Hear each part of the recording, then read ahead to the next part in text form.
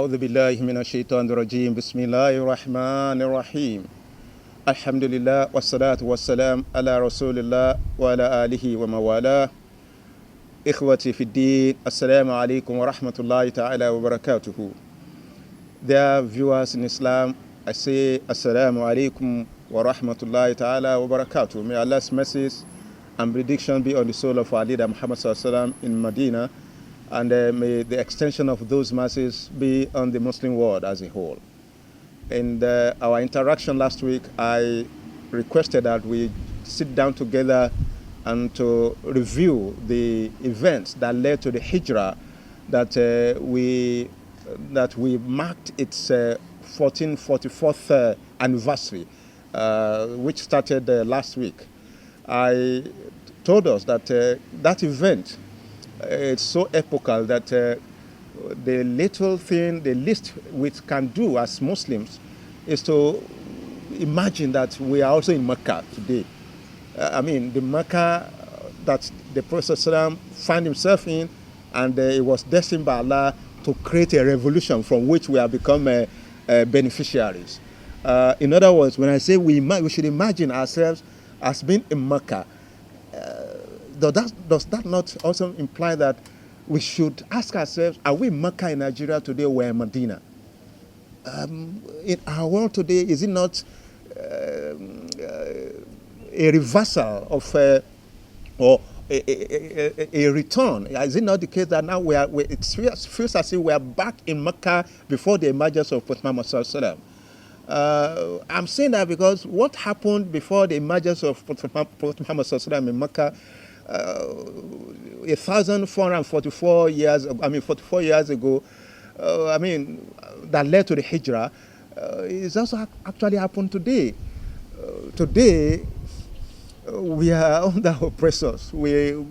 There's a total breakdown of law and order. We are under the authority of principalities that do not fear Allah subhanahu wa ta'ala. We are confronted with human beings who are behaving as if they are animals. We are confronted with such social degradation that you can't but say that essentially we are back to Mecca of the 7th century. We have some individuals in position of authority who feel that the authority is for them, that they are in authority because they deserve to be in authority, not that it's a privilege for them to be there. It's as if we are back in Mecca before the Hijrah, the Mecca where women were treated as chatels, or rather where women also considered themselves as brooms for men. That was what used to happen then. The Mecca from which Prophet Muhammad sallallahu alaihi wasallam emerged, women at the time considered themselves as lu'abi rijal, men's sexual playthings. The women considered their identity as having been fashioned after the extent to which they pleasure women, they pleasure men. So it's as if we are back to that Mecca, the Mecca that eventuated the birth of Islam, and from which we are beneficiaries today.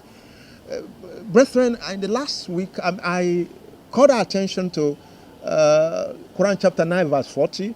I invited us to ponder that ayah in Surah to Yasin, where Allah says, وَجَعَلْنَا بَيْنَ أَيْدِيهِمْ سَدًّا وَمِنْ خَلْفِهِمْ سَدًّا فَأَغْشَيْنَاهُمْ فَهُمْ لَا يُبْصِرُونَ. I also recall that I invited us to ponder the circumstance of the biographies of Prophet Ibrahim and Ismail alayhi salam, who erected the Kaaba, the pillars of the Kaaba, from which we are benefiting today. These are precursors to the birth of Prophet Muhammad sallallahu alaihi wasallam. I also recall that I remembered the story of Abraham Hashram, who wanted to destroy the Kaaba. In fact, that was the point at which I closed my reflection last week, and I invited us to always make use of Surah to feel whenever we are challenged spiritually. Today, we need to move further by recalling the fact that the person we refer to today as Muhammad Sallallahu was given birth to by Abdullah. His father was Abdullah. His mother was Amina. Both of them were there in Mecca. Allah brought them together. They got married, and after a while, Amina conceived of Prophet Muhammad Sallallahu Alaihi Wasallam. But before his birth, Abdullah had to travel on a business trip. So on the way, he died. So when eventually Prophet Muhammad Sallallahu Alaihi Wasallam was given birth to, he had nobody to call daddy. He only had his mom, Amina, to refer to as my mommy. But again, as we always say, that also didn't take long before Amina also departed this world, such that the Prophet ﷺ had nobody to refer to as my daddy, my mommy, my popsy, my mumsy. And I always tell my kids, it's a privilege that we are here for you to daddy and mommy us.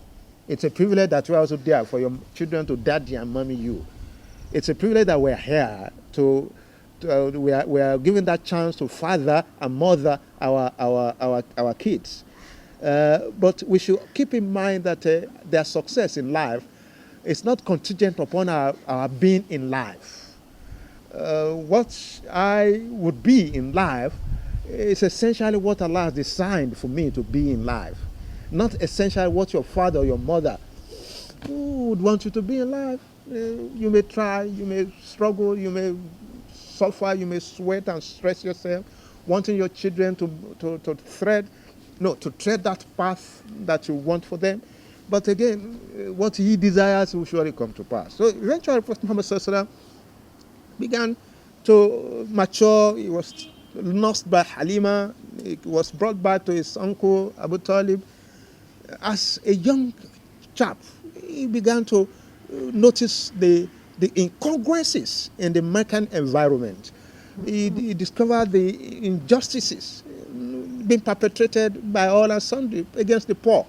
The rich was at war with the poor. The strong didn't bother about the weak. Men were oppressing women. Those who are at the top making jest of those who are down there, as we are having it in the world today, in our world today, in our country today. Those who have arrived will always want you to remember that you are living in unfortunate circumstances. They always want to measure their prosperity against our adversity. So that was what happened in Mecca too. Those who had enough never bothered about those who didn't have. But most importantly, Meccans were involved in idolatry worship. You see that, it was a matter of wonderment that Meccans were worshipping idols. One of them would carve an object from wood and refer to it that's its God, and they would take it to the Kaaba and begin to worship it. One of them, I decided that it's dates that will be its own God. So they had over 360 gods, different gods that they were worshipping. Just as we have it in our world today. We have some people worshipping Ogun, others worshipping Obatala, the others worshipping the different kind of deities are being worshipped today. What am I saying? What about money? Money has also become God that some people are worshipping. It's all about money. It's all about money. It's all about money. You begin to wonder, when eventually you get this money, how long will it last? For how long shall they be of benefit for you?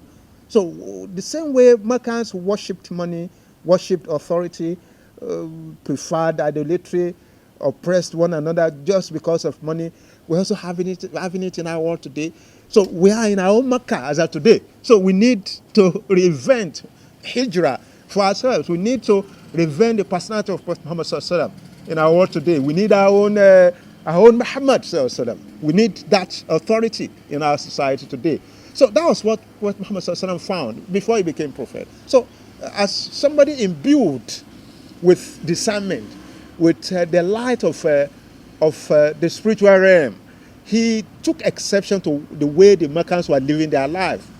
He wondered, how could a man take gods other than Almighty Allah, Fatiru Samawati wal Ard, who created the heavens and the earth, and decide to be worshipping it instead of Allah subhanahu wa ta'ala. Just like Prophet Ibrahim alayhi salam. You recall, I said there's a connection between the Hijrah of Prophet Muhammad sallallahu alaihi wasallam that took place 1,444 years ago.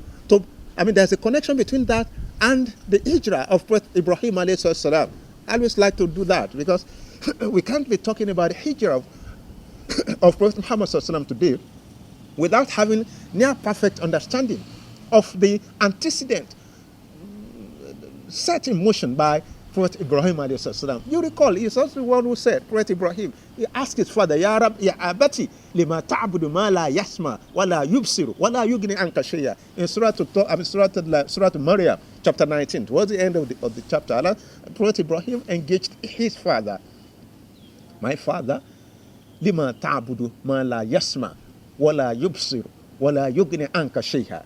How could you, my father, be worshipping an entity that neither sees, nor hears, nor could avail you of any opportunity at all?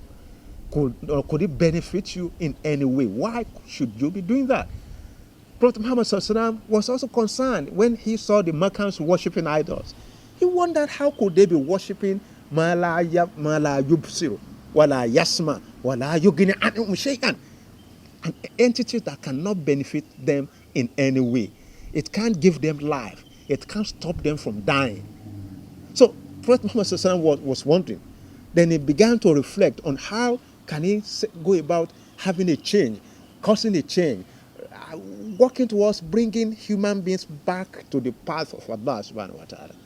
And lo and behold, Allah found that, decided that he will be the person he would use to assist humanity return back to their creator. One day he went to Jabal Nur. Mecca is a city surrounded by different kind of mountains. So one of those mountains in Mecca at the time is known as Jabal Nur, the mountain of illumination, the mountain of discernment. On that mountain there's a cave that the Prophet ﷺ used to enter and reflect over the circumstance of his people. That cave is known as Garu Hira.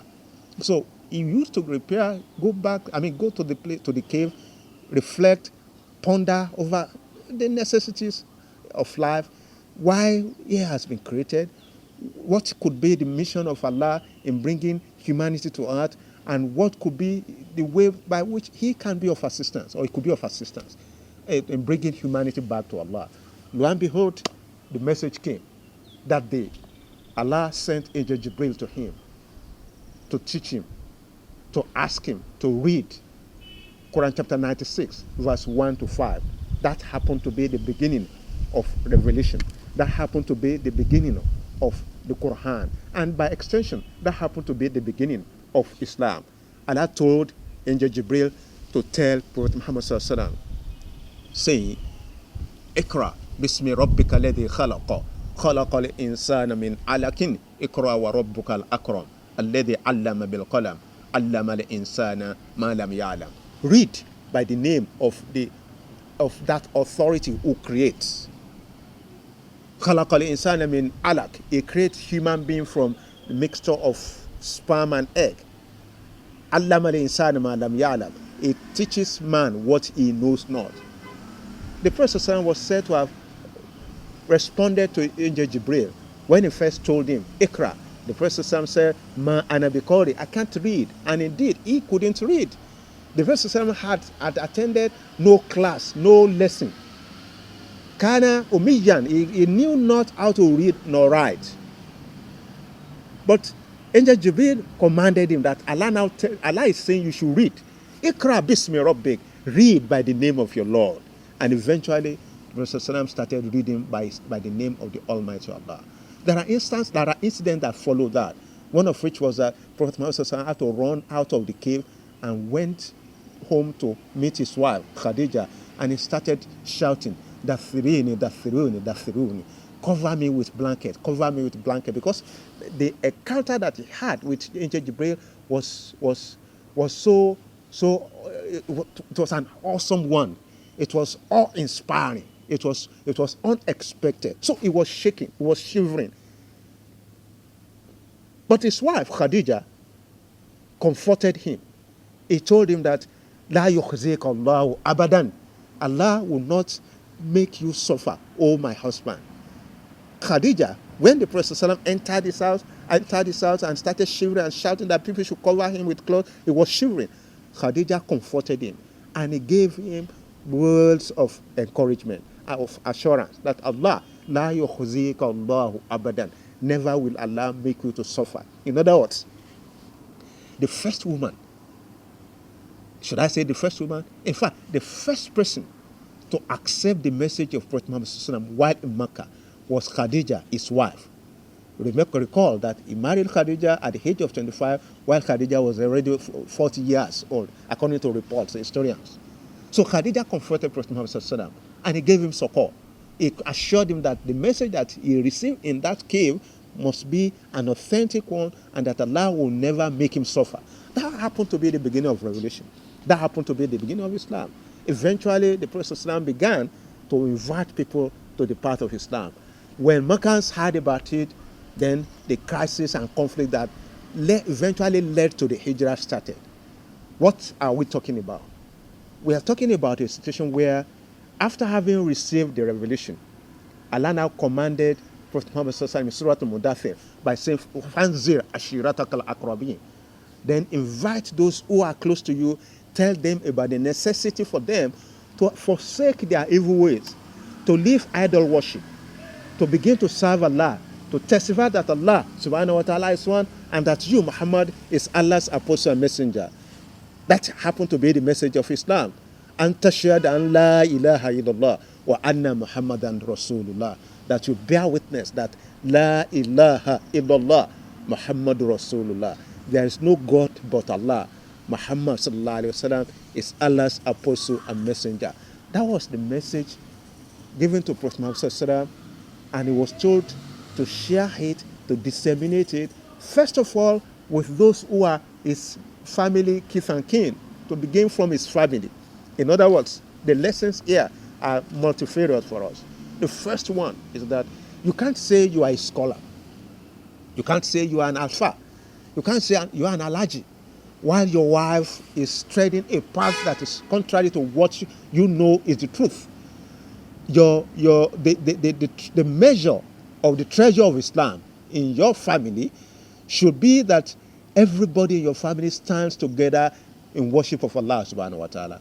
If the contrary is the case, the Hijrah is here to remind you that as a believer in Allah, you need to work on your family. You need to be sure that your family are on the same page with you. While they are on the same page with you, you also have to be assured to ensure that they are also reading the same chapters with you. They are reading the same lines with you, so that you, at the end of the day, will not be facing the east while they are facing the west. In addition to that, when Allah commanded Prophet Muhammad ﷺ to invite members of his immediate family and those who are near to him, the message again that the Hijrah is here to teach us is that no matter the good that you are doing, begin ibda biman ta'ul. Begin those good things that you are doing with members of your family. Don't be a good person in town while members of your immediate family do not know you for anything good. Don't be a Father Christmas, quote unquote, in town while members of your family are suffering. So Prophet Muhammad ﷺ began the dispersal, the spread of Islam, the spread of Islam by inviting those who are close to him. At the time, we had Abu Jahl as one of his uncles. At the time, we have Abu Talib, who was one of his uncles. They were told, Prophet Muhammad ﷺ told them that he has been given the message that they should bear with testimony that there is no God but Allah, and that Muhammad ﷺ is Allah's apostle and messenger. And that is the simple message that eventually led to how many years? over 12 years, around 12 years of conflict between Muslims who believe in Allah subhanahu wa ta'ala and Muhammad sallallahu alaihi wasallam, and the Meccans who said that they were forever going to fight Prophet Muhammad sallallahu alaihi wasallam. So eventually, the Prophet sallallahu alaihi wasallam started inviting people to Islam in Mecca. The first feast that he threw, around 40 people attended the feast, and he gave a short sermon and invited them to Islam. One or two people accepted Islam. We recall that one of them was Ali bin Abi Talib, who was with him, the first young person to accept Islam. The first youth to accept Islam in Mecca was Ali bin Abi Talib. After Khadija bint Khuwaylid, who happened to be the first woman and indeed the first elderly person in Mecca in Islamic history to accept Islam. So gradually, people started accepting Islam. But the surprise was that it is those who are oppressed who found succor in Islam. They were attracted by the message of universal brotherhood that the Prophet ﷺ was imparting. They were touched by the message of compassion that that the Prophet ﷺ was preaching in Mecca. They were touched by that connection that the Prophet ﷺ sought to establish between them and their Creator. They were touched by the fact that the Prophet ﷺ was telling them that our passage to this world is meant to be ephemeral. It's meant to be preparatory for our passage to the other world. They were touched by that. So the oppressed, the weak women found succor in Islam. So they started accepting Islam. While the Meccan aristocrats, feeling haughty in their riches, took exception to the message of Islam. They were wondering, how could you be telling us that we should forsake the idols our fathers were worshipping, and that we should believe in a God that we can't see? They were wondering, how can you tell us to worship an entity there in heaven that we can't see? How could you be saying that? How can we be worshiping just one God? Why we should forsake 300 idols? This is not reasonable. Then eventually they started fighting the Prophet ﷺ. They started saying they are not going to make life easy for him. Eventually, one of the first elderly people in Mecca to accept Islam was Abu Bakr Siddiq radiallahu ta'ala, who became a patron of Islam. Abu Bakr Siddiq was a rich man in Mecca. He was blessed by Allah before he accepted Islam. When eventually he interacted with the Prophet ﷺ, he found the message of Islam very, very strong, and he accepted the religion. And he stood by the Prophet ﷺ. While the Meccans were attacking the Prophet ﷺ, he stood in his protection. That was how the message started. That's how the message began to spread in Mecca. That's how Meccans also started fighting, oppressing, making those who were accepting the message of Islam suffer. We recall many instances in Islamic history. The story of Bilal, the first caller to Islam, how he suffered in Mecca. We recall the story of Sumaya, the woman who accepted Islam in Mecca, and lo and behold, rahimahullah, may Allah's mercy be on her soul. She was tied to a horse. One of her legs was tied to a horse. The other leg was tied to another horse on the left, and the two horses were spread apart, such that Sumaya was said to have died a violent death. Meccans fought Prophet Muhammad sallallahu alaihi wasallam, not because they knew him to be a liar, but because the message he was calling to was a revolutionary one. It was a message that was destined to set the poor free. It was a message that was meant to create a universal brotherhood between the rich and the poor. Most importantly, it was a message that was destined to clean the Kaaba of the idols that had been put there years and centuries before his emergence. That was how and why Mecca stood to fight the Prophet ﷺ. But by Allah's will, Allah stood by him. In the next edition, we shall now proceed from here to discuss, to remind you and ourselves how the Prophet ﷺ left Mecca, and the series of important events that happened between Mecca and Medina that also culminated in his arrival into Medina. I pray that Allah subhanahu wa ta'ala, who has preserved our lives today, will continue to make our faith firm on this path of rectitude. Just as we said last time we had this interaction, the surah of importance, one of the surah of importance in this occasion is Surah Al-Fil. But another ayah of importance that I want to invite you to ponder for this occasion in this edition of Light of Islam is Surah At-Tawbah, ayah 40, where Allah says, "Ila tansuruhu fakun nasarahullah." If you say you are not going to, support his cause, if you say you are not going to stand by Islam, fakun nasarahullah, Allah subhanahu wa ta'ala assisted him in the past, he will surely assist him. That is Prophet Muhammad, and by extension Islam today. If somebody is saying it's not going to stand by your assistance, if somebody is saying it's going to fight you, if somebody is going to say we are going to remove you and make you bear, recite this ayah, Surah At-Tawbah, ayah 40. It's a shield. It's a source of strength. It's an ayah in which and with which you can be sure that all principalities shall be destroyed in your favor.